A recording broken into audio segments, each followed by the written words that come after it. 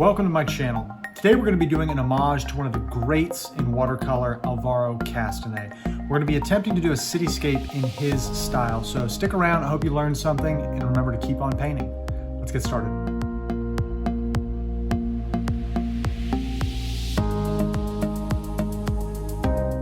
All right, we've got our sketch laid out here. I'm going to put our reference photo over on the right just so you can take a look. This is from Brasov, Romania. We're going to try to take some of Alvaro's, I guess, strategies and techniques and implement them here. And the first thing that we're going to do is we're not going to be afraid of color. And when we start working on our second and third washes, we're going to really get dark and go for that contrast.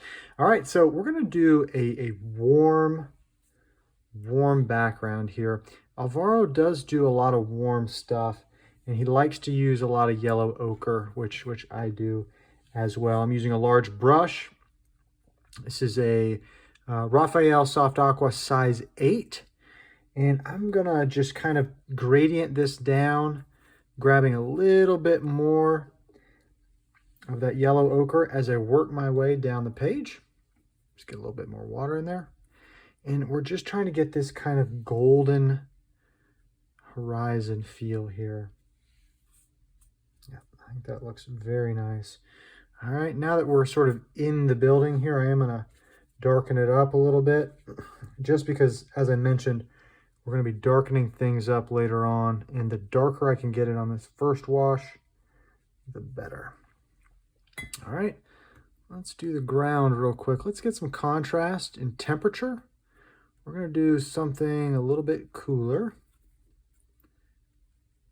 All right, I want to start off darker at the bottom here and kind of get lighter as I work my way up.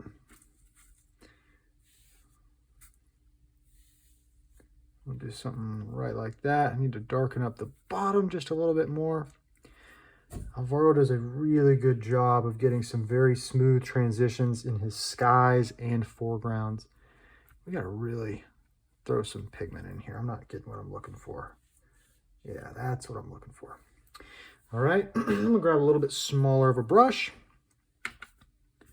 Again, just pick up some warmer pigments that I've got left over here. And we're just gonna sort of abstract through here.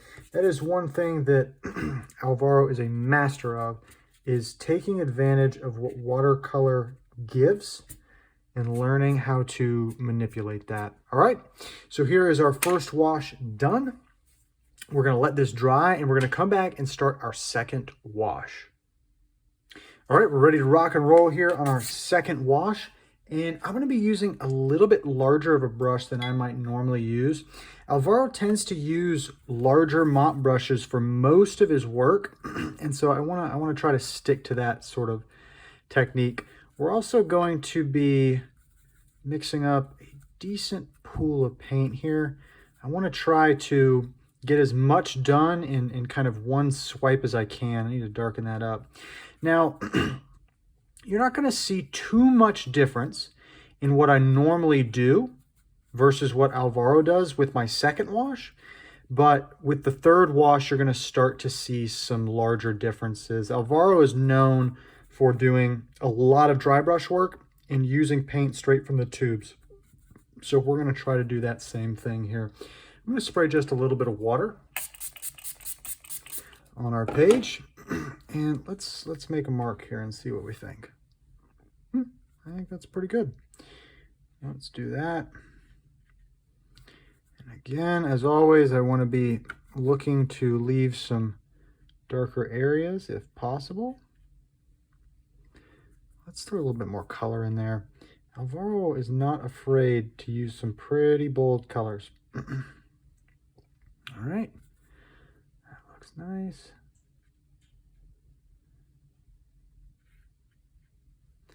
And do not try, if this is a style you're going for, don't worry too much about details on this second wash. Really just go for overall shapes. A lot of our details within the buildings are going to come later on. All right. Let's keep working here. Put a little blue in there. It's a little too blue. All right, and let's just pull that straight down.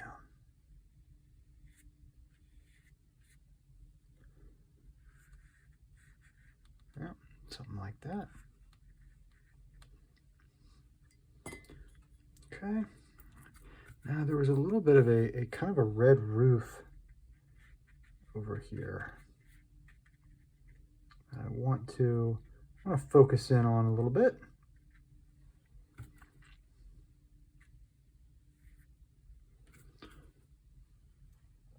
That looks nice. And again, I'm not too concerned about details within our shapes. I am going to be leaving gaps of light for just highlight purposes, but windows, things like that, we're going to do those later on. I'm going to mix in some yellow ochre there.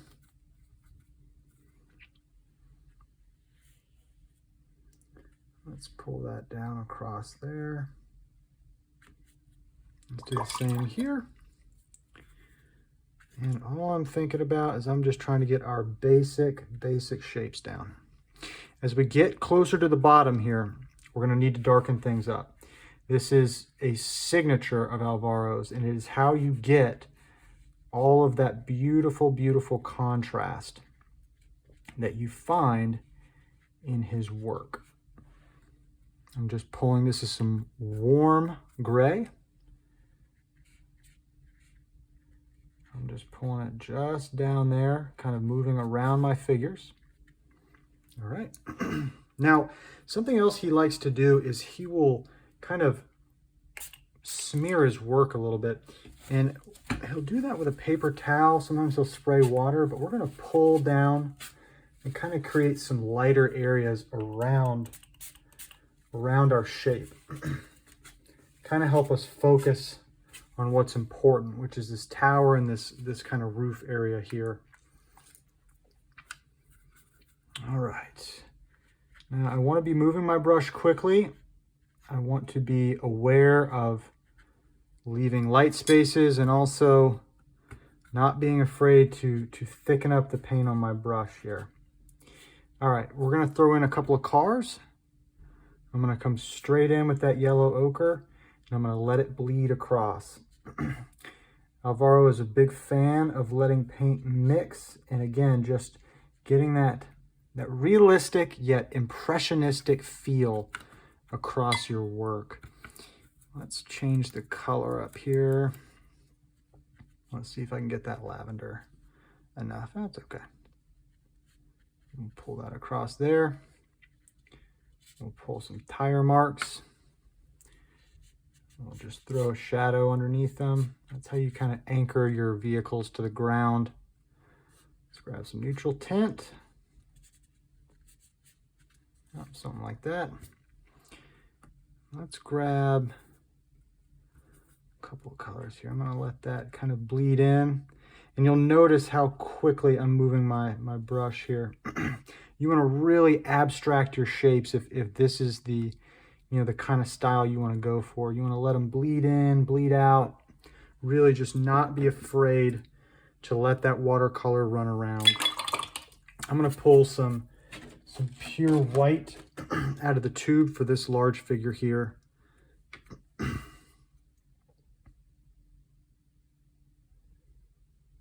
right.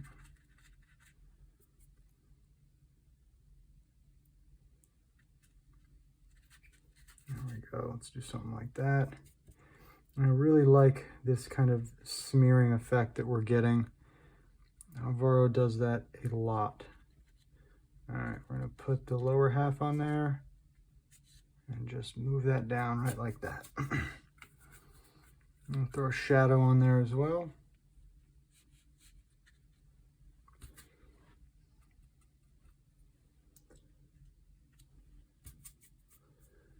Let's do a jacket. All right, something like that.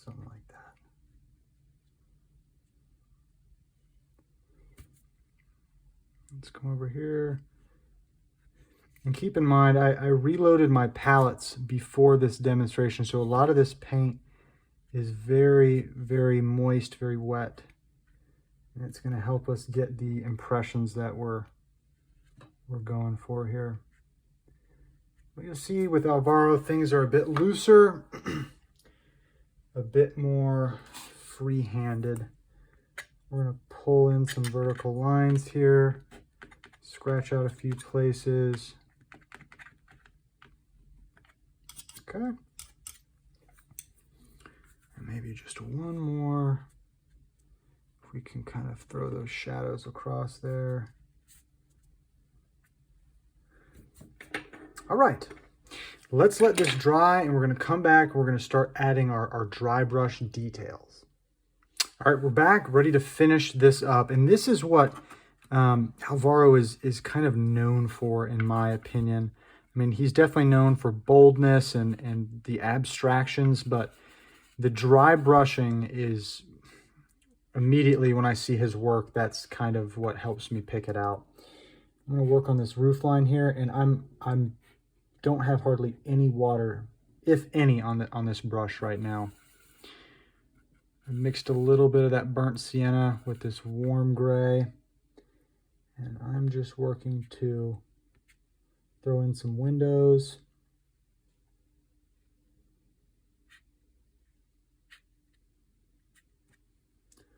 Just a couple of points of interest there. I'll throw the same windows on that side. Let's get a little bit more. I'm going to try to match the red of that roof a little bit as I mark under it. Now, something else that we touched on earlier is that Alvaro likes to smear that paint. And so anytime you can get in here and kind of rub the paint around, and you've got sharp and you've got soft, that's really what you're going for. He does a lot of just kind of variations in texture, temperature, different edges and things. I'm going to add, I kind of feel like we're missing some structure over here. There we go. That looks all right. Let's darken it up. Just going to throw some of that warm gray in there. And again, guys, this brush has no water on it. All right, we're going to throw windows across there. And you'll notice, I mean, this is what really starts to make that painting come alive, is when you start getting these super, super darks in there. We're going to take and darken up this front figure here. Really give us something to focus on. You know what, we'll put a jacket here as well. Help this person kind of stand out. But a lot of Alvaro's work is done with a dry brush. And if that's something you're not used to doing, and this is a style you're interested in, you've got to kind of work towards that. Next thing I'm going to do is I'm going to create, there was a little kind of clock on this tower here.